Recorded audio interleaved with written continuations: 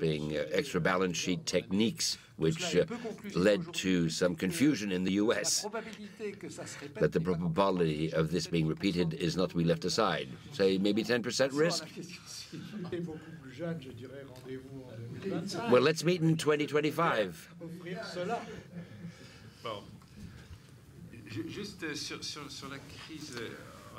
On the Israeli crisis, and giving advice to your voters as to where to invest their assets. Your neighbor suggested private equity investment, which seems like a good idea. And you seemed extremely concerned by the currency war, which seems to be a theme which is prevalent in our meeting. I used to study economic history, which I find a rather comical theme. Well, there's always been great volatility of currencies, the fact that we have euro, and deprive us of a show which would have been really fun, which would have been the volatility of the drachma, the collapse of the peseta, the temporary takeoff of the franc, the tragedy of the escudo.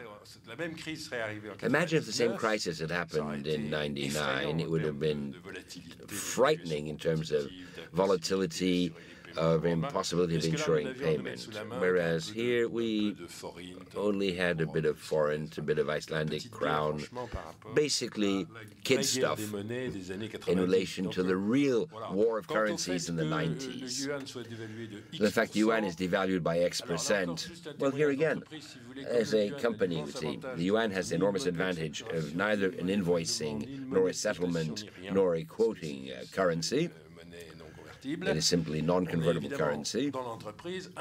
In a company, we are far more struck by the fact that the dollar has gone from 115 to 140, then the yuan would be valued by 40%, because on a day-to-day basis, you're confronted with a currency which is a currency in which contracts are signed, the raw materials are quoted, settlements are paid. So a real currency.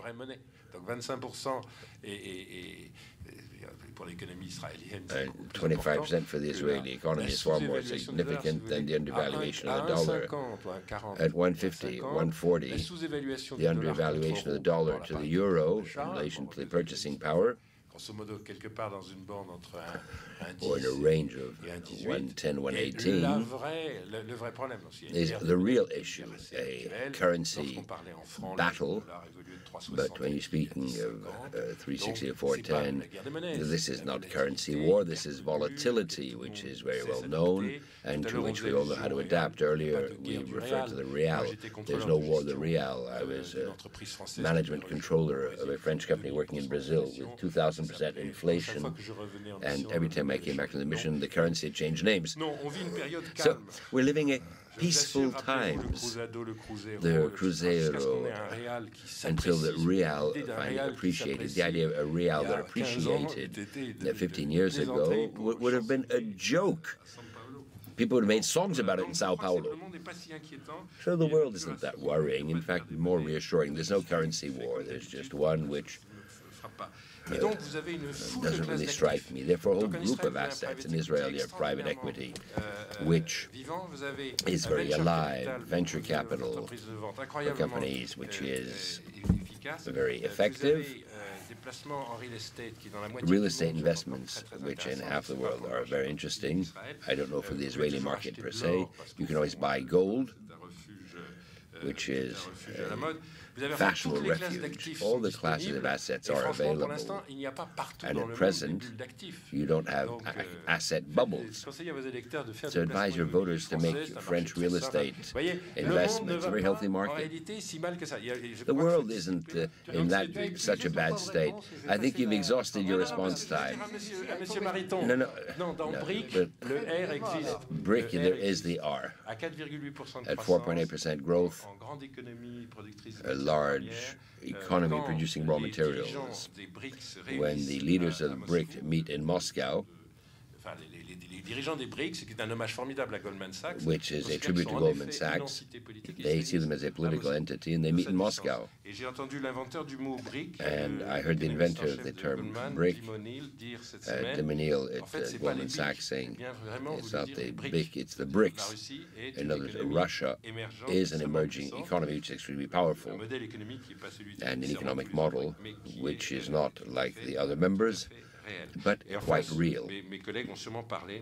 And my colleagues will certainly be able to speak far better than I of the major ministerial issue of a separate set of provisions afin de répondre à une gouvernance différente pour les économies émergentes.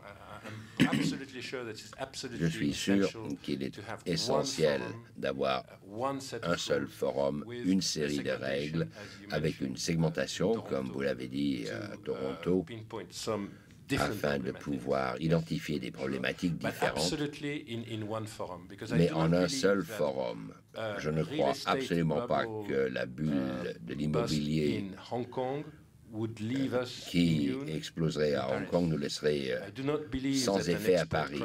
Une crise d'exportation ou une crise de devises importante comme en 1997 en Asie ne nous laisserait pas sans effet. Donc ce n'est plus du tout des dispositions séparées, mais il faut tenir compte des différents contextes, mais traités dans le même forum. Merci. Je note qu'il y a beaucoup de points et de questions intéressantes qui ont été évoqués. Lionel a repris toute une série, ce qui m'évite de devoir le faire. Toutefois, la question sur les taux de change. Lionel, je suis pas tout à fait d'accord avec vous. Les économistes ne comprennent pas toujours ce qui génère les taux de change. Des théories naïves qui disent qu'à court terme, les marchés pourraient évoluer de façon aléatoire, sans référence. Mais à long terme, ce sont les éléments fondamentaux. Mais ce qui est intéressant, c'est le moyen terme. Vous voulez savoir quelle est la corrélation entre les données des statistiques et des éléments fondamentaux. Et je n'ai pas de réponse, mais j'ai un exemple de ce qui se passe aujourd'hui et qui est peut-être un peu moins optimiste quant à la fausse guerre, si je l'appelle ainsi, la fausse guerre des devises. Et c'est l'Allemagne. L'Allemagne, comme vous le savez, a eu des résultats hors pair cette première moitié de cette année, essentiellement parce qu'avec une demande très forte des économies émergentes et un euro faible, aux alentours de 1,2, cette économie avait assez de souplesse, grâce aux réformes précédentes, de pouvoir tirer pleinement l'avantage. Maintenant, l'euro est en train de remonter à je ne sais pas quoi, mais enfin, il évolue. Et c'est un exemple. Peut-être que je me trompe complètement, nous verrons l'année prochaine. Mais ce qui est essentiellement de la volatilité pourrait générer des dommages irréversibles sur la croissance dans une grande économie. La question que devrait être fait au niveau politique. Et c'est là où je pense qu'il ne faudrait pas qu'il y ait intervention. Je ne crois pas à l'intervention, mais de regarder les éléments fondamentaux et d'essayer d'éviter que la volatilité à court terme ne génère des désalignements essentiels. Sur la question de l'Israël, où faut-il mettre son argent? C'est vous qui gérez l'argent, donc je ne vais pas vous dire comment le faire. Mais ceci m'offre la possibilité de vous rappeler l'un des nombreux points qui ont été oubliés dans cette crise, et c'est qu'un très grand nombre de foyers américains ont été leurrés pour obtenir des hypothèques avec une bulle immobilière et une bulle qui ne s'arrêterait jamais. Ce n'est pas de l'économie, c'est de l'éthique ici qui me préoccupe. Il existe la responsabilité des régulateurs du système financier. C'est un exemple, j'en ai d'autres, y compris la crise de l'Argentine, où les banques italiennes d'acheter des obligations d'Argentine parce qu'il y avait des taux élevés et le taux était fixe quelques mois avant l'effondrement. Donc, une responsabilité énorme dans ce genre de monde où le citoyen ne sait pas. Nous avons vu que l'effondrement de Lehman Brothers était la conséquence que les opérateurs financiers les plus sophistiqués ne savaient pas quels étaient les produits structurés. Comment voulez-vous que le citoyen comprenne de quoi il s'agit? Donc nous avons une responsabilité ici. Troisièmement, pour la Russie, là je suis tout à fait d'accord, et je dirais que la Russie, à nouveau, est peut-être un peu plus pessimiste. La Russie est un problème par son économie entièrement pétrolière. Et que reste-t-il à part le pétrole? Je suis un peu extrémiste. Et que fait la Russie en termes de diversification de ses exportations et de ses productions? Pas beaucoup. Permettez-moi de finir. Vous avez déjà beaucoup parlé. Et dernier point, des pays excédentaires. Pourquoi les pays excédentaires devraient-ils des réformes structurelles pour leur surplus? Ils le font non pas parce qu'ils sont préoccupés du surplus, ils le font pour d'autres raisons. Le gouvernement chinois regarde très sérieusement une réforme des pensions, non pas par l'excédent, mais parce qu'il y a une réforme des pensions. Les Allemands devraient regarder une libéralisation du secteur service, notamment le service communication est beaucoup plus arriéré, parce qu'ils doivent trouver des nouveaux investissements dans leur intérêt national et non pas dans l'intérêt mondial.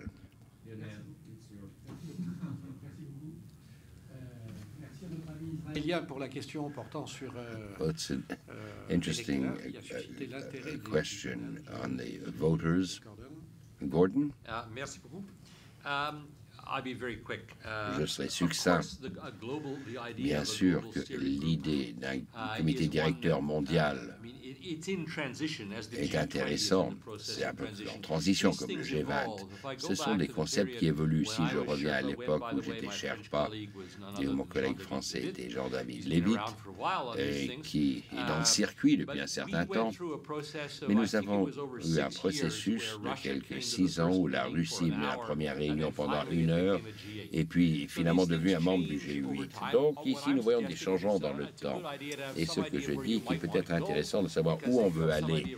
Parce que si vous avez dit où vous voulez aller, vous avez peut-être un peu plus de chances d'y arriver.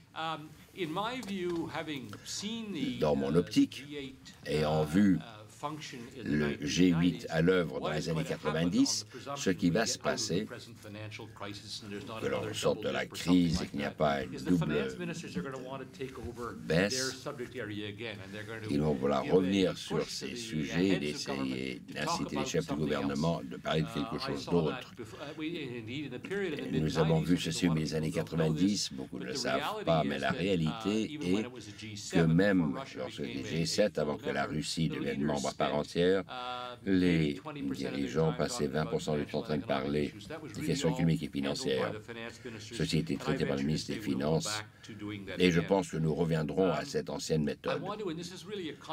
Mais un commentaire pour nos amis israéliens sur comment, de façon idéale, on peut faire des choix de politique, et c'est Pierre Carlo qui est l'expert.